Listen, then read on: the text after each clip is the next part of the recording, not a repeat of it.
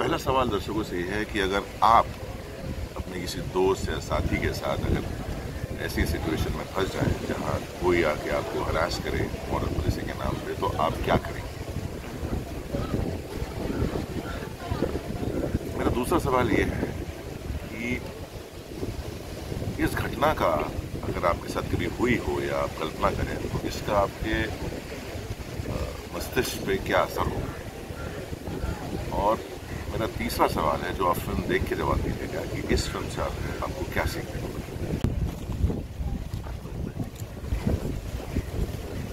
चलिए। नमस्कार, मैं हूं शरद केलकर और आप देख रहे हैं नवभारत टाइम्स।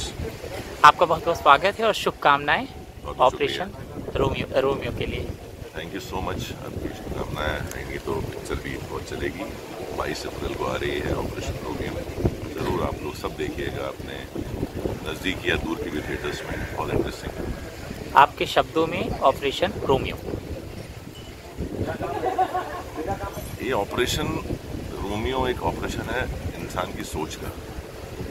हम किस तरह सोचते हैं, उस सोच पे किस तरह से व्यवहार करते हैं, उस सोच पे किस तरह रिएक्ट करते हैं।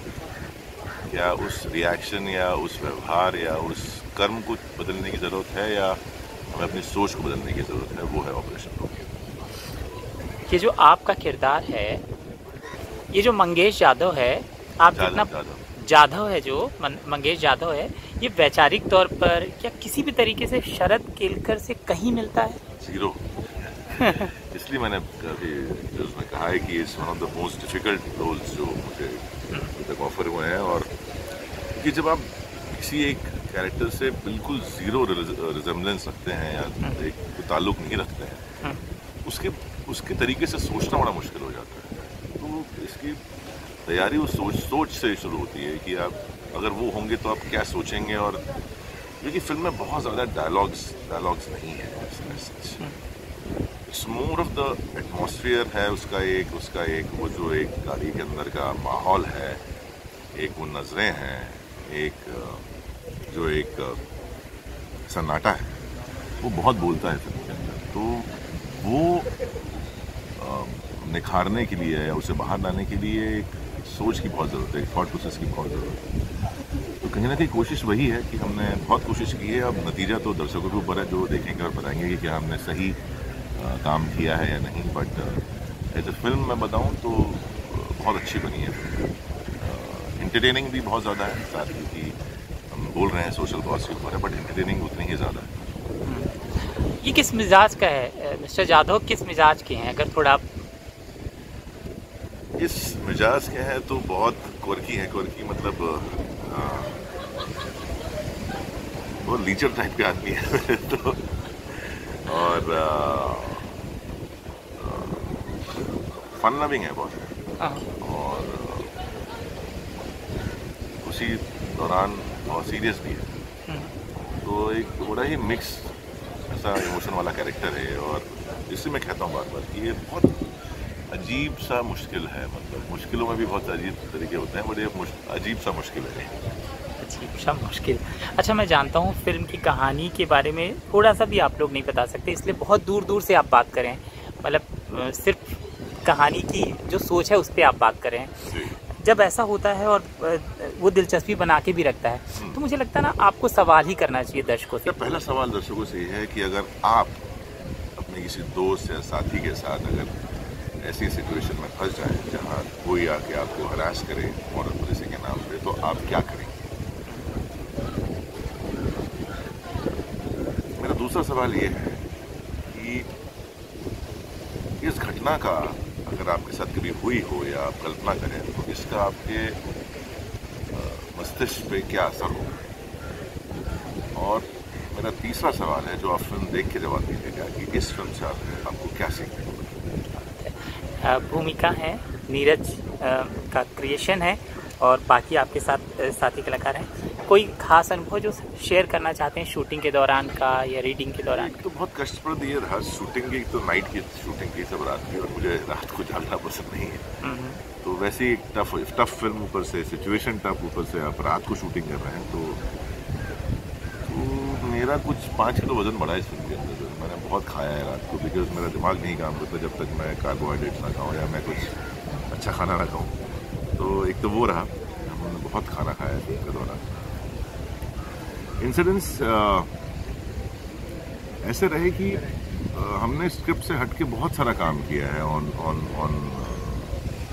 ग्राउंड। सीन के दौरान में इम्प्रोवाइज काफ़ी कुछ किया है। स्पेशली मेंशन करना चाहूँगा बिकॉज वेदिका पिंटू जो इस फिल्म की हीरोइन है, उनकी भी फिल्म में डायलॉग्स बहुत कम है। तो फॉर एन एक्टर ऐसा होता है ना कि यार मेरे तो डायलॉग्स ही नहीं है, मैं क्या करूँगी फिल्म के अंदर, क्या करूँगा फिल्म के अंदर, यार कुछ मैं कैसे एक्सप्रेस करूँ।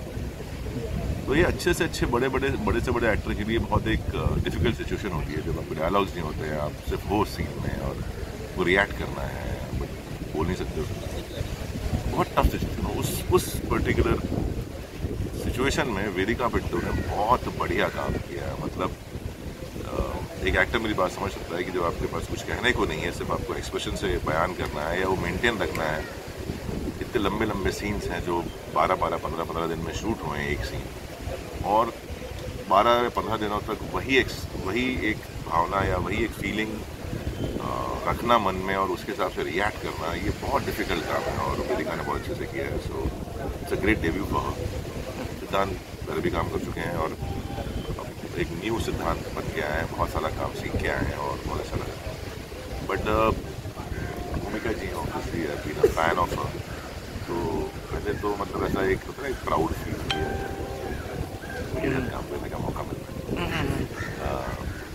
तो ये सब एक्सपीरियंस है। मेरे एक एक्टर है जिनका जो आज यहाँ नहीं है हमारा प्रेस कॉन्फ्रेंस, वो शूटिंग कर रहे हैं, बट अगर किसी को सीखना है तो किशोर कदम है, उनसे एक्टर्स को बहुत कुछ सीखने को मिलता है। और मैं जैसे भी चोर एक्टर हूँ, मैं लोगों से चुरा लेता हूँ, तो मुझे बहुत कुछ सीखने को मिला किशोर सर से।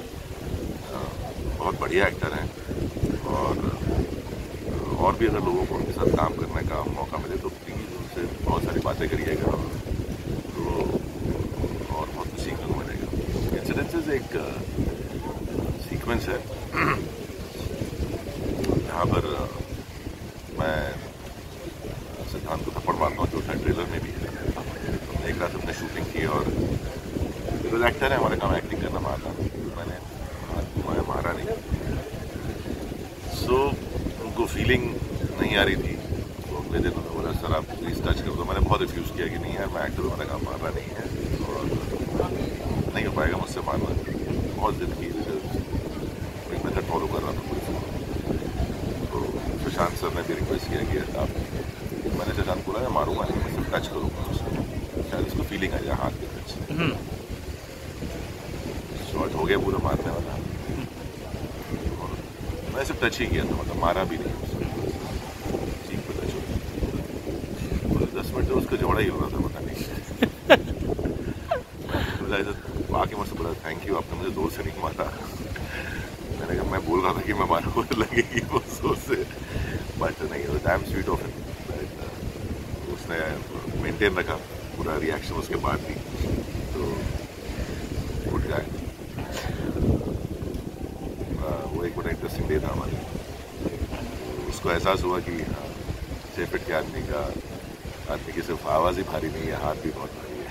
हाँ बिल्कुल।